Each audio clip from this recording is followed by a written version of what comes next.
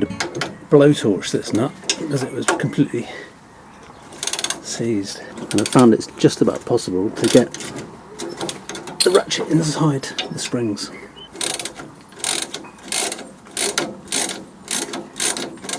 So I've known for quite a while that this spring sheet, the axle seat here, the bracket, has been pushed up somehow. So this front of the spring seat is actually tipping forwards.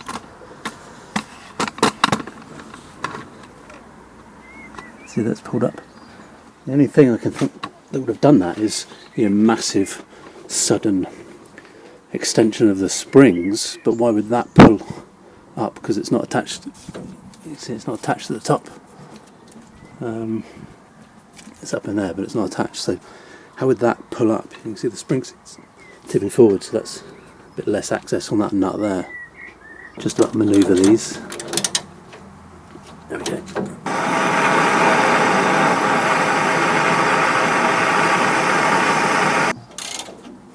Worked a charm. I think the best thing it does when you use a blowtorch is not necessarily that it heats the nut up and creates clearance in the threads, it's more that it melts the nylock, I think.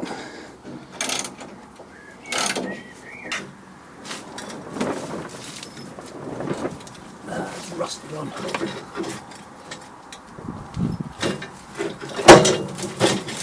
There we go.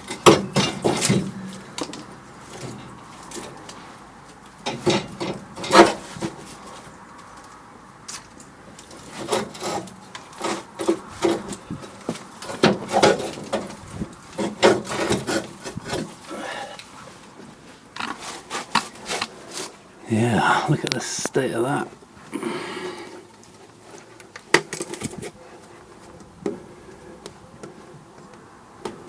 So it's time to try and take this kink out, however that happened. I have no idea. I assume it got pulled, but anyway, we're going to start off with different size hammers and see how it goes.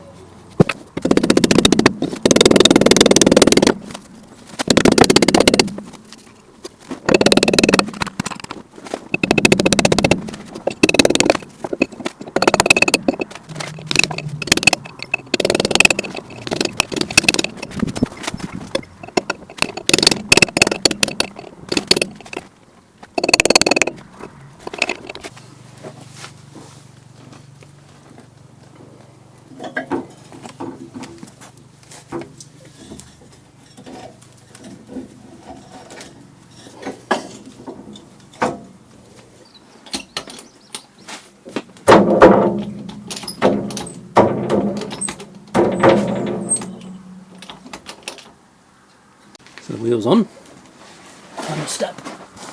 Jack up off this thing.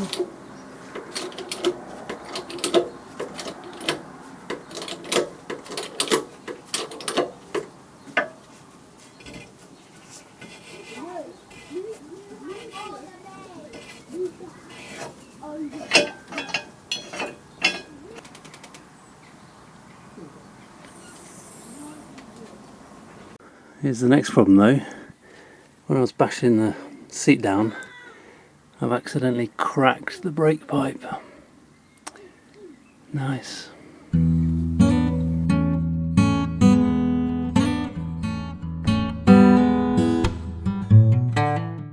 So here are the results of the lift. I acknowledge that I've had a wheel and tyre in the back, but that's only about 30 kilos or so. Anyway, so the rear is now 53.5 on the right, was 58. 54 on the right, was 56. So we've dropped 4.5 centimetres, almost 2 inches on the right, and just under an inch on the left. So quite a big difference, quite a big drop there. If we compare that to my 97 Defender, which is basically, it's got exactly the same springs, and the only real difference is the fact that this has got a roll cage. So we've got mounting here all around the external, and we've got this internal hoop as well. My other Defender didn't have that. And the only other difference is this has got a 2.8 TGV HS engine, which might be a bit heavier, I don't know, and then this is left-hand drive. This is now riding about a centimetre lower on the left and about an inch lower on the right. So, which is interesting because this is lower on the right, but it's a left-hand drive vehicle, whereas my right-hand drive vehicle is higher on the right, But you've got the right hand drive paraphernalia like steering box and other stuff, but that's interesting. But in general on this vehicle now, we've dropped more rear right and front left and less front right and rear left. So it's kind of, it's not just a kink to one side, it's kind of sitting lower in the corners, but we've got, those are the relative values.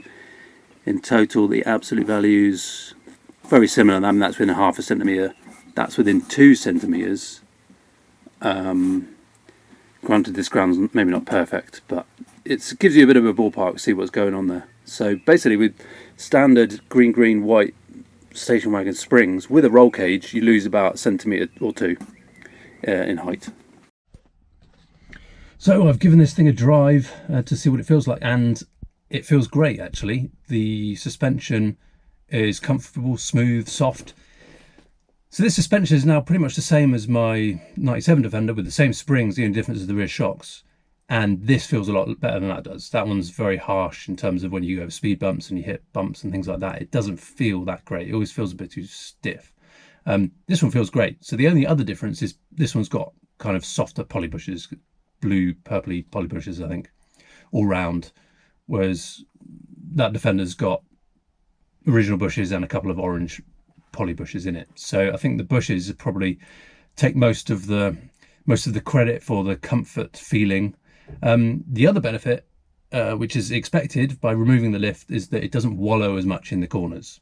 So as you're going around a corner in a Defender, you get to the point where the suspension has to go over the roll centre. So that's driven by the position of the A-frame ball joint and the A-frame in general. Once the suspension's moved over that roll centre, it beds in on the, if you're going around a left-hand corner, it will bed in on the right-hand side. And when you've got a lift, that's much more pronounced when you're flipping between the two. So it does feel a lot more stable because of moving to these springs. And I'm, very happy with the comfort, the fact that they're genuine springs, and I've gone away from OME springs, which are considered to be aftermarket and probably better. I'm very happy with these springs. So the bit that's changed is the steering wheel now points to the right slightly. We have obviously had this difference because I've used yellow springs. So I have bought white springs because that 2 centimetre difference unladen I think is a bit too much between the left and the right, and because I'm left-hand drive on this one, that's going to go down even more when the driver's in, so it does need that bit of a lift. This white spring is 2 centimetres higher than the yellow springs that are currently on, so I think I'll replace that one, because what's happened is the steering wheel is basically like that going forwards. It has been dead straight, and now I've replaced the springs and it's now a bit like that. So the steering geometry's changed a bit. This has got heavy duty bars on it for the drag link and the track rod, so they have been replaced at some point in its life, probably around when the springs were put in, and they've probably been matched to the spring height, because what happens, the geometry changes in the sense that when you get a lift, the panhard rod's at a different angle. So that's basically what causes bump steer on heavily lifted vehicles.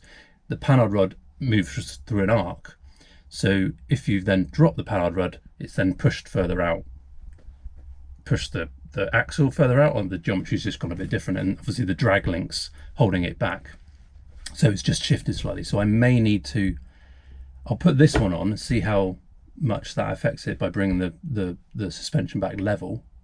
It may have gone too far in one direction. Other than that, I may need to re-centralise the steering, change the length of the drag link to accommodate the new spring height, and then reset the splines on the steering wheel to get it back to straight. There is a particular challenge on this Defender, which is this steering wheel's been on for probably almost 10 years actually, 8 years of which was in storage, and I can't actually, it's rusted to the splines, I can't actually get it off.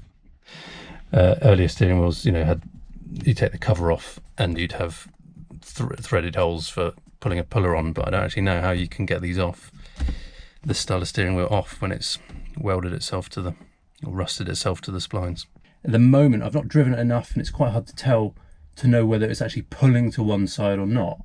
I feel like I'm having to counteract by pulling to the left slightly. That may just be the fact that when you're driving straight, you naturally want to drive straight with the steering wheel, but it's driving to the right. It's a bit difficult to tell with Camber and roads and stuff whether it does drive straight. It takes a while to figure it out.